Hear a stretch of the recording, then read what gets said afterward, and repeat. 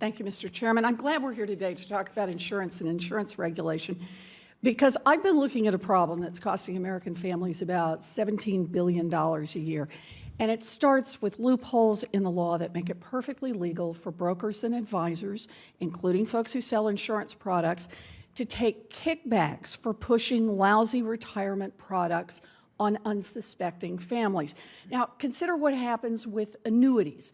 An annuity is an insurance product in which somebody invests today in order to get a steady payout when they hit retirement.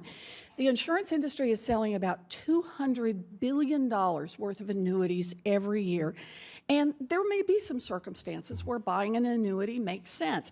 But as one observer noted, quote, "It is not an accident that objective fee-only advisors hardly ever recommend annuities, while commissioned salespeople seem to love them."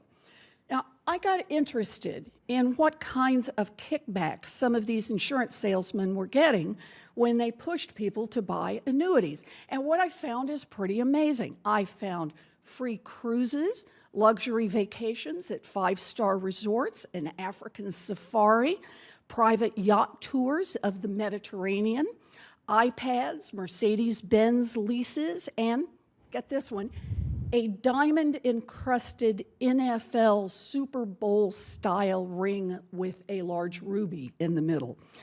Mr. Chairman, I'd like to enter a few of these examples in the record, if I may. Thank you, Mr. Chairman. You know, that's a lot of money going to agent kickbacks instead of returns to customers who are just trying to provide for their retirement.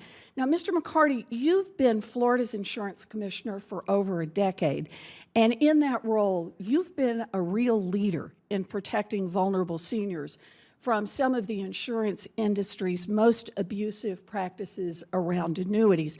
Since you're here today, could you describe some of the practices that you found in this market? Yes, I share your deep concern for the vulnerability of our consumers, particularly as it relates to sales of annuities, where there is a lot of opportunities for misleading our elder seniors into buying products that are not suitable for them. And what we use the term is churning and twisting, where you would move them from one product to another product so you could get the new commission and potential bonuses that you've already articulated. We have taken a very aggressive role in Florida. We have specific laws, not only in the insurance code, but in the general code against any type of profiteering off of our seniors. We've passed extensive laws that require the salesmen to explain the different products that they're selling and how it differs than the product they have and why it would be superior.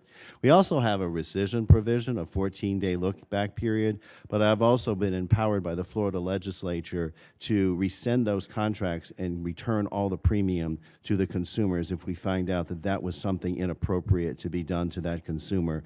We're also looked at a lot of things in terms of, we're one of the few states that look at sales materials to make sure they're not misrepresenting to our seniors. So we have an aggressive policy of protecting consumers in Florida, and we are continuing to look at other states for best practices and would certainly welcome opportunities to do what we can to want to make sure that there's a flow of benefits. We don't want to stop the opportunity of consumers because there are legitimate products, but at the same time, we need to be vigilant in protecting our consumers, and I'm proud that we do that in Florida. Well, I want to thank you very much for your work. As you point out, you are one of the few states that is that aggressively involved. You know, most Americans have no idea that the people they go to for retirement advice could get such outrageous giveaways for pushing these products. And I believe that the solution here starts with transparency. That's why today I launched an investigation, sending letters to the 15 largest annuities companies describing the kickbacks that I found and asking them to disclose complete information on the perks, the rewards, the incentives, or whatever else they call the inducements they offer to sell these annuities to families and small investors who are trying to plan for their retirements. I believe that transparency is a powerful first step, but it isn't enough. We all know that investing has risks and nobody's entitled to a guaranteed result, but there should be some basic rules of the road to make sure that investment advisors can't get rich on kickbacks and that giveaways like these cause unsuspecting customers to lose out. The Department of Labor is working right now to set up those rules. I believe they should act forcefully and quickly, and we should help them in any way we can. Thank you, Mr. Chairman.